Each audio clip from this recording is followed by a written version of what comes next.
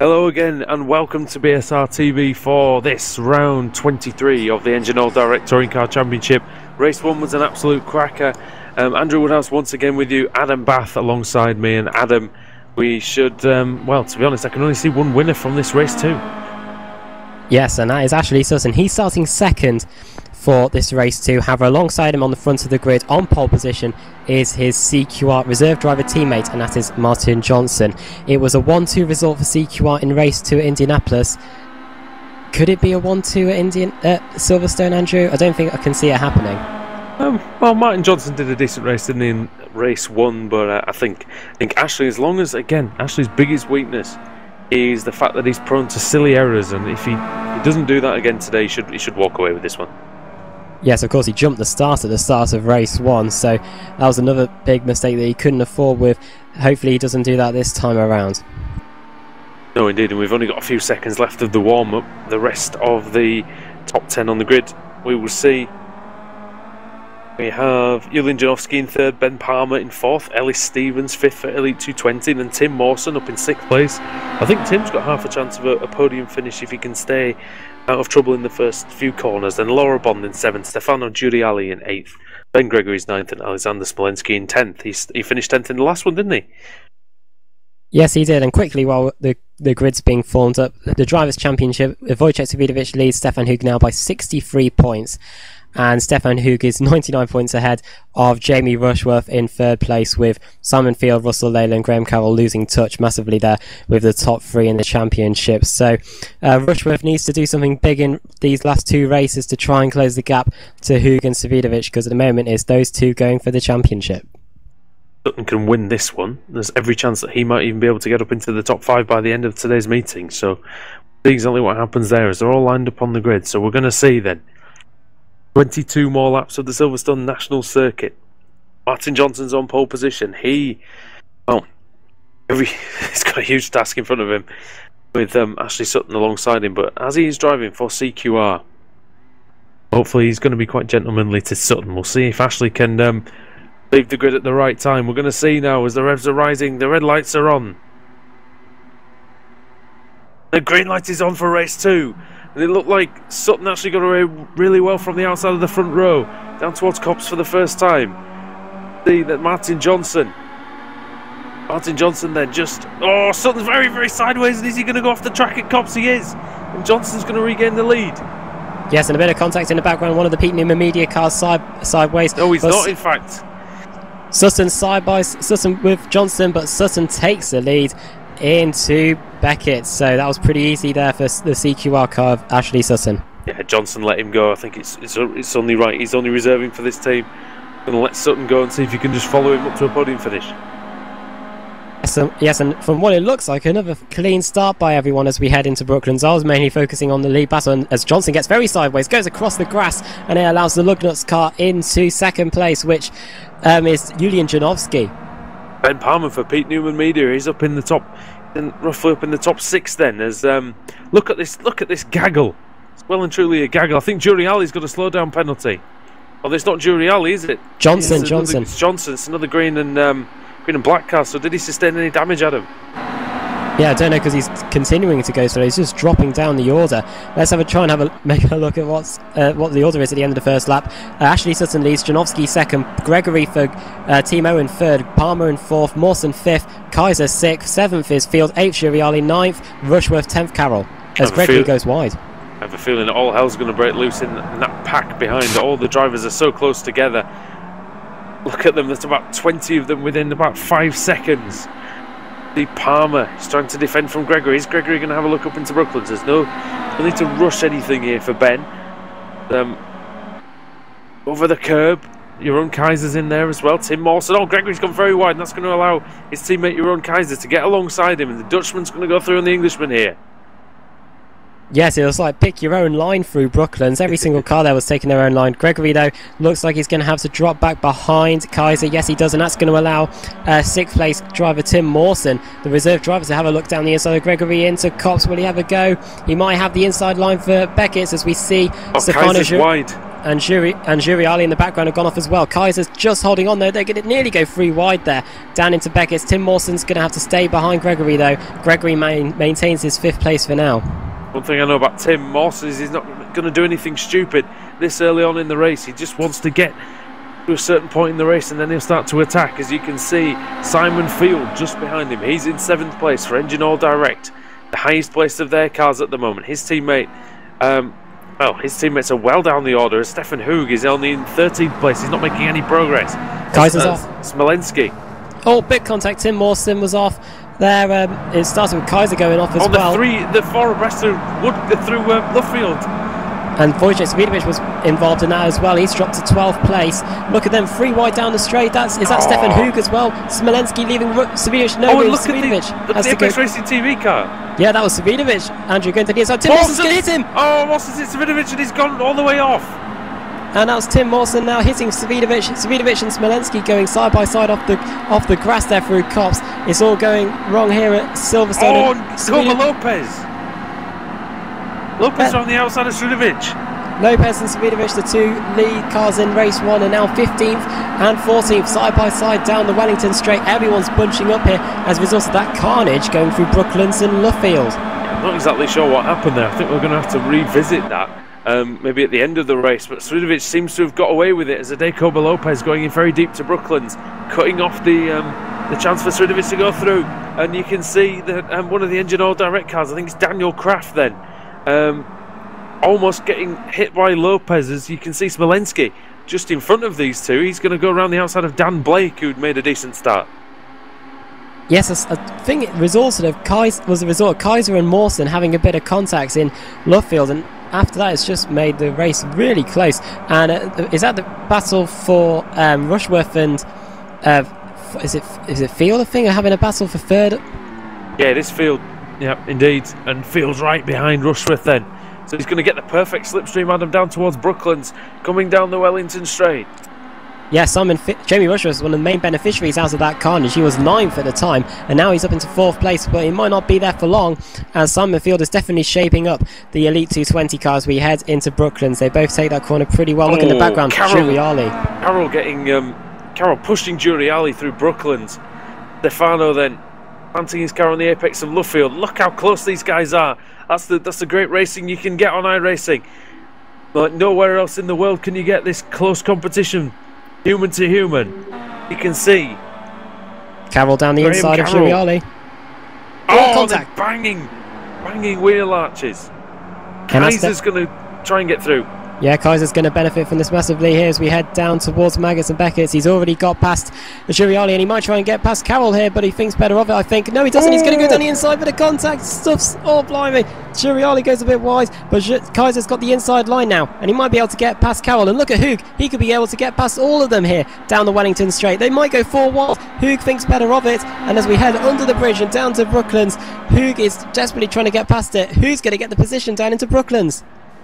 Oh, goodness me, Graham Carroll will be uttering a few words there, six words, thank goodness for front-wheel drive, as he saved that one miraculously. As Juriali's going around the outside, you see Adekoba Lopez just behind Ben Gregory in a bit of a sandwich. Lopez is trying to force his way through. Lopez is going to try and go around the outside there of the Team O cars. We head down the straight, and right behind him he's got Alexander Smolensky. Wojciech Swidovic though, he's been left. I don't know if he sustained some damage or something as a result of Tim Mawson ramming him up the back, but he's down in 15th place. But look at this battle though, Andrew, down the straight towards Maggotts and Beckett's. It's anyone's guess who's going to get the position. Kaiser and Carroll. It's like a rolling start, Adam. There's multiple cars going too wide all over the field. So you can see Kaiser going through Beckett's in the lead of this pack. He's got Carroll behind him, then Stefan Hoog with the Swiss flag on the top of the car, then the green and black car, Stefano Juriali, then the Pro-Am leader Ben Gregory. It's Adekoba Lopez actually, isn't it, in front of him, and then it's Smolensky. Where's Gregory gone? It's gone backwards. Yeah, Gregory made a bit of a mistake into Beckett, so now he's dropping down the order. It's good for Swidovic though. Swidovic up into 13th place. Stefan Hoog though, in the middle of that pack. He's got Juriali behind him, and then in front of him he's got his teammate Kaiser, but I think Kaiser's moving out of the way. Team orders there in Team O, so Hoog will be through into 7th position as we head into Copse. We've still got 15 laps to go. Oh, Juriali! Oh, there was no gap there, but he went for it. Didn't make contact with Kaiser, so good defending by your own. Meanwhile, Ashley Sutton at the front, he's having his own race and doing a sensible job out front. 58.5, he's a couple of tenths slower than what he was in race 1, but he's 4.6 seconds ahead of Janowski, who I have to say, this is by far the best race that Janowski's had all season. He's looked very impressive. Yeah, he started on pole position for race 3 at Spa and failed to impress us by spinning off in Eau Rouge. However, that was a result of the crazy conditions that we had there 2 weeks ago. Either way, he's doing a fantastic job in second place at the moment with a 2.2 second lead over Ben Palmer, who's doing another brilliant job for Peter Newman Media. So as we come out of Luffield and down over through Woodcote and start another lap, Lopez is up into 9th place. He's just got past Juriali and he'll be setting his sights on Kaiser, but Hoog is looking to get past Graham Carroll as we head into Copse. Look at that giant snake, Adam, all the way down the main straight, down from Woodcote to Copse. This is what touring car racing's about. This is what the British Sim Racers Touring Car Championship is about. Yeah, Silverstone National is a fantastic racetrack, and I think Hoog hits Carroll. Carroll's going to go wide, and that's what Stefan Hoog wanted him to do, and he's through into 6th place. Stefan Hoog, the bump and run move there, and look at Koba Lopez trying to get past Kaiser as we head down the Wellington straight. It looked like Hoog just missed his braking point, but I wonder if Graham Carroll, I reckon he's going to have a go for it. Oh! Blimey, I thought Lopez and Kaiser very late on the brakes. Kaiser shoving Carroll. Is he going to shove him into back into 6th place? He is. That was. Oh, and Hoog's going to make contact with Carroll, surely. No. That was pretty close. I thought Kaiser and Lopez were both going to hit the 2 cars in front of them. Either way, Carroll's back into 6th place now, and Lopez is having a bit of a battle with Stefan Hoog as we come across the line. This is not going to go well, surely. Hoog sharply cuts back to the inside. Jamie Rushworth also having a battle with 4th place car Ben Palmer in the foreground there. And as we head through Copse and down towards Magus and Beckers, we're going to go 3 abreast again. And then Juriali's there and Smolensky's there behind. And actually catching them is Svidovic and Daniel Kraft. As Carroll just leaving a little bit of room, and there's a bit of contact between Kaiser and Lopez. Side by side down the Wellington straight once again, and in the once again we don't know what battle to look at, because Rushworth, Palmer and Field, they're all having their own battle as well as we head into Brooklands. Look at this though, Stefan Hoog trying to go around the outside of Carroll into Brooklands. Will it work? We'll have the inside line for Luffield, and Hoog will have the inside line now. Surely he's got the move done. Hoog up into 6th, Carroll down to 7th.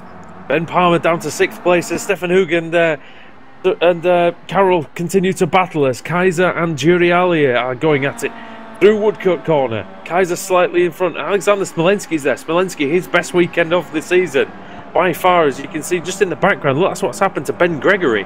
Now 3 seconds behind this battle, and actually going back towards Ellis Stevens and Martin Johnson. Martin Johnson, the pole sitter, 16th place. If he didn't get that either a slowdown penalty or slow down dramatically, he might be still in the top 5 now. Yeah, it just shows you the punishment that you get for a little bit of a mistake like that. And as we head down the Wellington straight once again, Kaiser and Juriali having their own battle, and Lopez right in the slipstream of Graham Carroll. He has a look to the inside, thinks better of it. He might try and get him into Luffield through Brooklands now. Look in the background, that's Smolensky and Juriali having their own battle as well. And as we head out of Luffield onto the straight once again, 11 laps to go. Lopez is definitely shaping up Carroll here.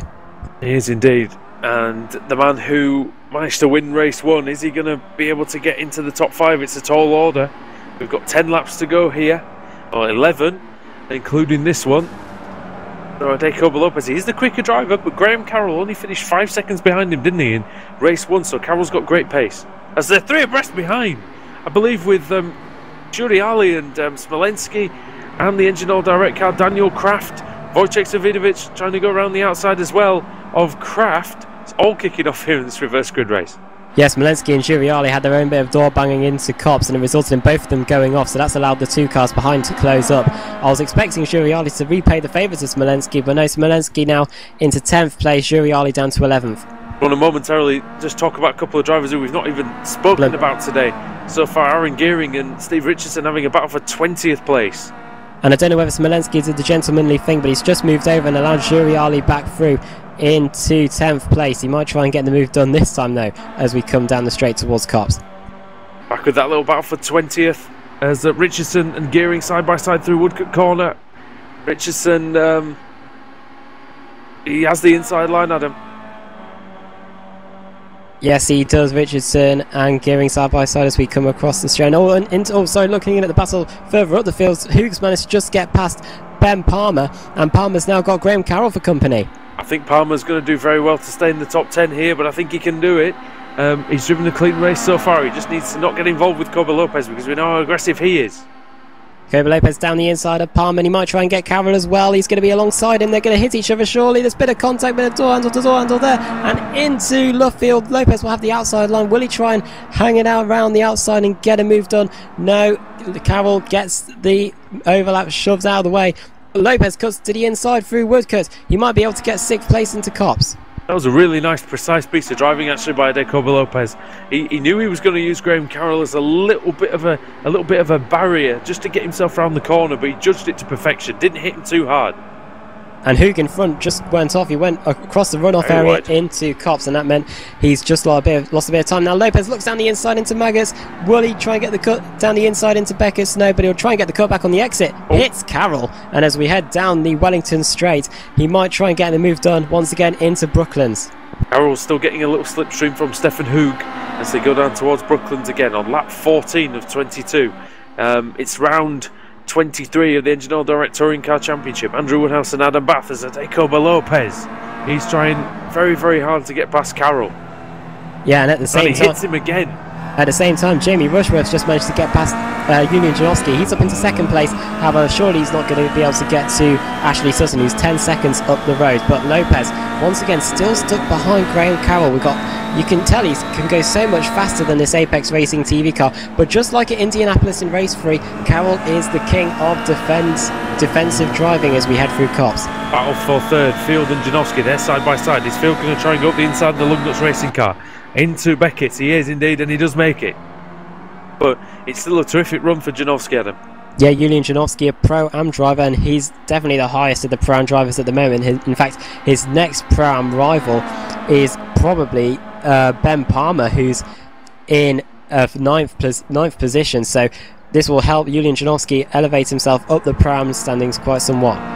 Palmer did get passed by Kaiser on that last lap. Sometimes, Adam, if you've been out in the top 3 or been on your own slightly for most of the race, sometimes when you get dragged back into a battle, it takes a while to get the rhythm back, and that's what I think we're seeing with Palmer. I think he has the pace to stay with Kaiser. Yeah, that's what's special about this Kia Optima. You've got to get a rhythm, otherwise you're going to be dropping down the order. Maybe that's what made the circuit click for Smolenski. We saw him high up the order in race 1. He's currently 14th at the moment in race 2, but he's putting on another reasonably good show. We've got 7 laps to go, and Cobo Lopez has just managed to get past Graham Carroll. And a bit of an accident at Copse with Smolenski and Gregory. Smolenski running into Ben Gregory there as Wojciech Savidovic and Stefano Giuriali are side by side. Down the inside into Beckett's, bit of contact there between the championship leader and the privateer Stefano Giuriali. Out of Beckett's down the Wellington straight. Will Giuriali try and repay the favour to Savidovic? Savidovic keeps his car on the inside line. Giuriali looking this way and that. He's going to go to the outside line now to try and get the momentum through Brooklands. Is it going to work? He's late on the brakes. I think he might have just done it there, Andrew. What a fantastic move by Giuriali. That's terrific.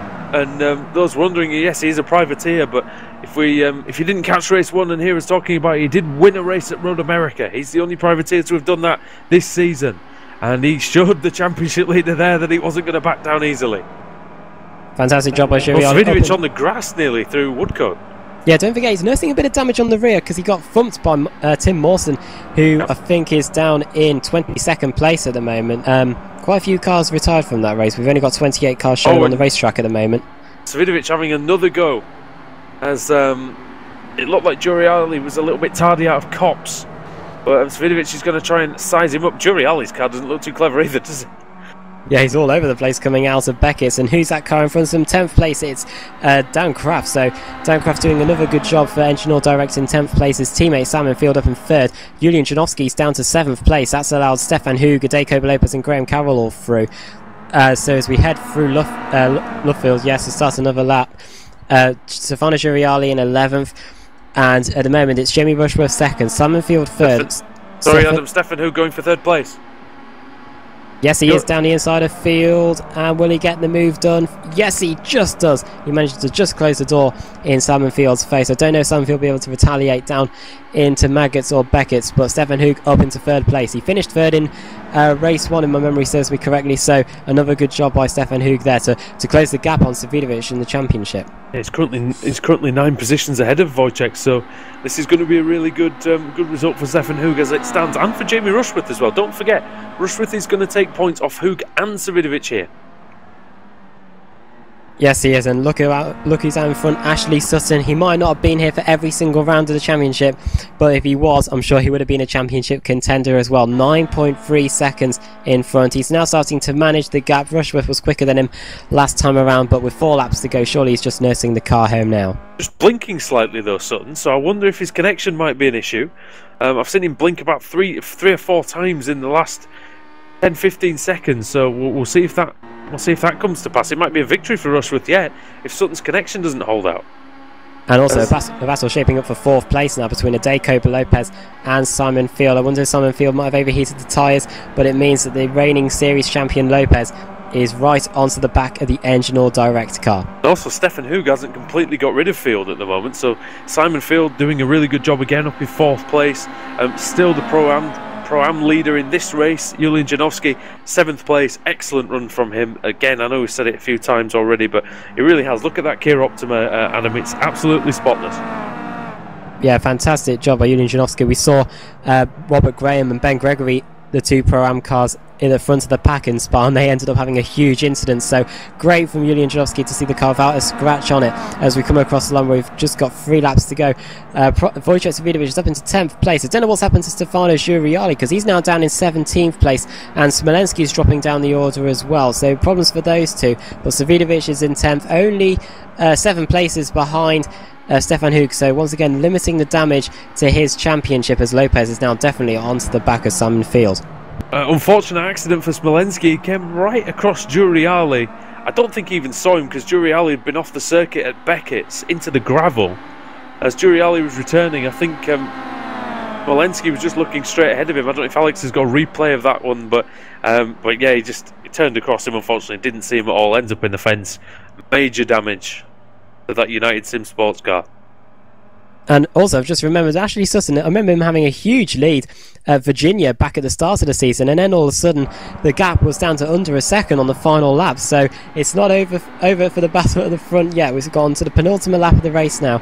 Ashley Sutton's got a 9.2 second lead over Jamie Rushworth, who in turn has a 1.4 second lead over Stefan Hug. But we might have a new 4th place car in a minute because Adeko Lopez is really close to Simon Field this time around. He's got the inside line as we head into Maggots and Beckett. Surely he's going to get that 4th place now. Oh no, in fact he's very early on the brakes there. Or was that Simon Field going a bit later on the brakes? Field was very late on the brakes, but actually he's put himself on the outside. He's given himself a good position to be in. If he can hold it there, he can stay alongside Lopez into Brooklands, he may still maintain his position, just thanks to that one piece of exceptionally late braking. No doubt Lopez is going to try and brake very late around the outside, and look, he is doing. But Field hits the apex perfectly, but he's going to come under pressure from Carroll into the field. Wow, look at Carroll going through with force there. That was very opportunistic there by Graham Carroll, and look at them all running across the grass. Yeah, final lap of the race now. Lopez is up into 4th, and we're trying to get away from Carroll as quickly as he can because Carroll looks like he's a man on a mission. He might be trying to get past Lopez here on the final lap. There's battle for 11th as well. Kraft in front of Gregory, and then you have Martin Johnson, Ellis Stevens, Gordon Wilson, and Robert Plumley. They're all line astern, but we need to figure out where we're going to focus for the last lap. As I think it's got to be between Carroll Field and Lopez. Field and Carroll make contact. Field might have a shot at Adeko, but Lopez down into Brooklands. I think he's too far behind, Adam. Yeah, I don't think there was contact with Lopez. I think it was just Field lunging himself back up the inside of Carroll. As we head into Brooklands, I think Carroll's too far back to get the move done. So Ashley Sutton, he's going to take another race 2 win. Yeah, tremendous job by Ashley Sutton. He was expected to win this race. That doesn't mean that it's not going to be sweet for him. He takes victory by nearly 10 seconds over Jamie Rushworth, who's going to come through. Through Woodcote he comes. Rushworth, former champion. He takes the podium position, and so does Stefan Hug. So both of these guys, great race for them. They took many points out of Savidovic. Oh, and after the finish line, Carroll and Field having a bit of a crash, but very close over the line between Janowski and Kaiser. Janowski took 7th by 1/10. Yes, and as we run through the rest of the order, Svidovic in 10th, 11th place, Ben Gregory for Pro-Am, 12th, Dan Kraft, 13th, Martin Johnson. He started on pole for this race, so dropped 13 places. 14th, Gordon Wilson, 15th, Ellis Stevens, 16th, Robert Plumley, 17th, Linus Bostrom, 18th, Aaron Gearing, 19th, Steve Richardson, and in 20th place is Tim Mawson. Yep, Mawson was involved in contact, but he may have contact with the front row of the grid. He's in the reverse grid positions. It's Plumley, it's Stevens, Plumley, Bostrom, Gearing, Richardson and Mawson have a chance of starting on pole for race 3. Alex, race 3 then, the magic dice need to come into play, and what did you make of that from Ashley Sutton? I thought it was really professional. Yeah, well, he got the lead early on and then just drove away. He knew that he had the pace to pull away from the guys around him, so he made sure that he got enough of a gap once the quick guys were sort of into some sort of clear area. He just, like I say, he just managed the gap then and didn't do anything that was going to cost him the race. So good drive. I have to say, the camera angles on that one, for some reason, even though we'd changed the from the default ones, I was just seeing a whole load of the race control there for that one, and then so I just wanted to apologise for that. We'll try and sort that out for the next race. Right, magic dice time it is. Let me just get it up on screen. So we just got 18th place from last race. So let's just do our courtesy 3 rolls. Yeah, first up we have 16, then 18, and 19, and the pole position goes to 17th place. Linus Bostrom. So Lugnut's car goes on to pole position. That is Linus Bostrom. Alongside him will be CQR's Robert Plumley. Third place Ellis Stevens. Fourth place Gordon Wilson, and 5th place will be Martin Johnson again for CQR. So CQR having a strong presence in that top 5 for race 3. Yeah, indeed, and I think Linus was on pole, wasn't he, Adam, for one of the races in Indianapolis? Yes, well, he was on the front row, wasn't he? The dice were kind to him. Yes, and hopefully we don't have the fog or overcast conditions that we had at the last few races, because that definitely mixed the field up. Hopefully we have some good conditions for the 3rd race. Just before we go, Adam, I just wanted to ask you, who's your got a couple of drivers of the race there? I mean, obviously, I think Ashley will be one of them for his performance, but have you got anybody else who stood out? Jamie Rushworth, he finished 4th in race 1, so he started further back in race 2, and he managed to avoid all the carnage with the likes of Juriar, Smolensky and such like, and managed to get 2nd place, so another good job by Jamie. I'll give Jamie a good mention there. I think Jeroen Kaiser, he drove pretty well as well, and Julian Janowski as well, so 7th and 8th places, so very good performance from them.